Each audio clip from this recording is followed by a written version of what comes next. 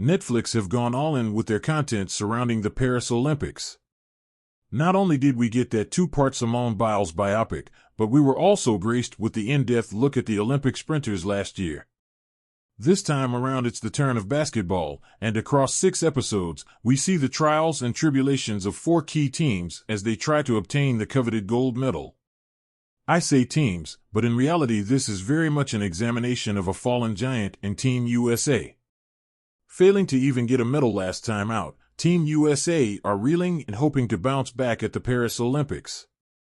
However, there's a lot of competition from other nations, who are all stepping up to the plate to show what they're made of. Across the 6 episodes, the show attempts to give a balanced perspective to different teams, but in reality this is very much a Team USA documentary, with other teams sprinkled in for good measure. The episodes follow a straight shooting trajectory, beginning with the build-up to the games before diving into the Paris Olympics and seeing the different matchups take place. The group games don't get too much screen time, as they're mostly intercut with interviews instead, but both the semifinals and final do have a good chunk of airtime, helped by the fact both episodes 5 and 6 are noticeably longer than the rest.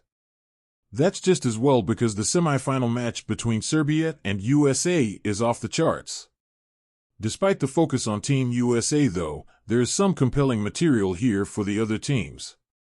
A deep dive into Serbian basketball is very welcome midway through the show, especially as it depicts the roots of Yugoslavian sport. There's also some focus on Canada too, especially as they want to set out and prove that 2023 wasn't just a fluke. There are individual stories here sprinkled throughout, especially from those big NBA stars that want to prove themselves. But largely the tale revolves around whether Team USA have enough in the tank to win the gold once more. They've gone all out too, and questions are raised over whether the 3 buckets of different players, seasoned, prime and up-and-coming, can be molded into a cohesive force to conquer the world of basketball once again. For the most part, Court of Gold is a pretty compelling sports documentary, but there are a few questionable elements. There's a clear bit of ego-stroking that the show could have done without too. Alongside a couple of nods toward other Netflix shows, including Stranger Things and those aforementioned Netflix documentaries, the show is also executively produced by Michelle and Barack Obama. Why is this significant?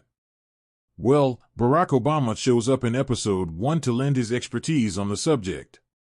That expertise being that he's a huge fan of U.S. basketball and wants his team to make it back to the top.